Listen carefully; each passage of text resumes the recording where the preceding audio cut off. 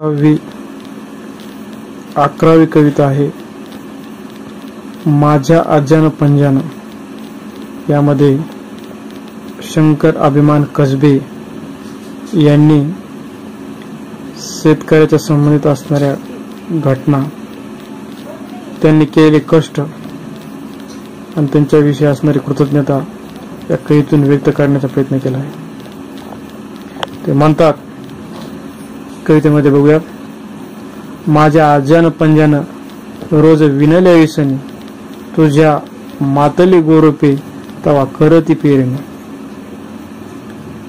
म्हणजे आपल्या आजोबांना पंजोबांना पूर्वीपासून शेताची कामं करण्याचा वसा घेतलेला आहे। यासाठी त्यांना येसनी विणाव्या लागतात। येसन म्हणजे काय आहे तर ही ज्यावेळेला बैलाच्या नाकामधून टाकली जाते तेव्हा बैलावर नियंत्रण ठेवणे सोपे जाते। म्हणजे अशा प्रकारचे एक दोर आहे की ज्यामुळे जे घातल्यामुळे बैल शेतकऱ्यांच्या नियंत्रणामध्ये राहतो।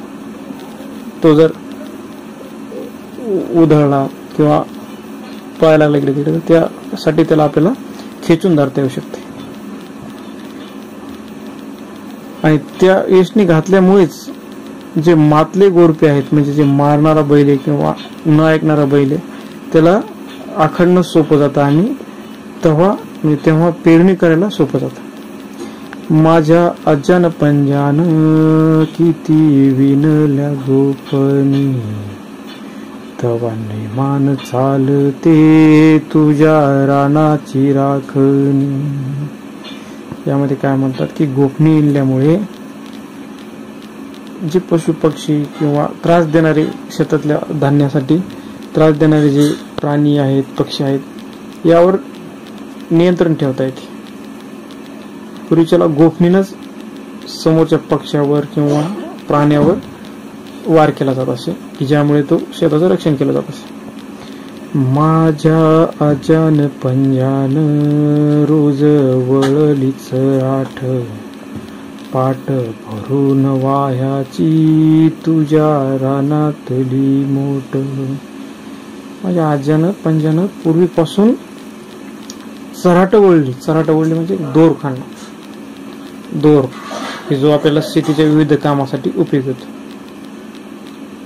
आणि तो दोरखंड वापरून शेतीच्या विहिरीमधून पाणी पण काढलं जायचं मोठीच्या मार्फत। पूर्वीच्याला मोटर वापरली जायची, आजकालची सारखी मोटर त्या ठिकाणी नसायची। माझ्या आज्यानं पंजानं रोज इनल्या रे बाजा, येत तमून रे घाळ्या पाट टिक भितोराज। आणि बाज विणल्यामुळे आल्यानंतर थकून आल्यानंतर शेतकरी त्या बाजेवर पडतो, थोडासा विश्रांती घेतो।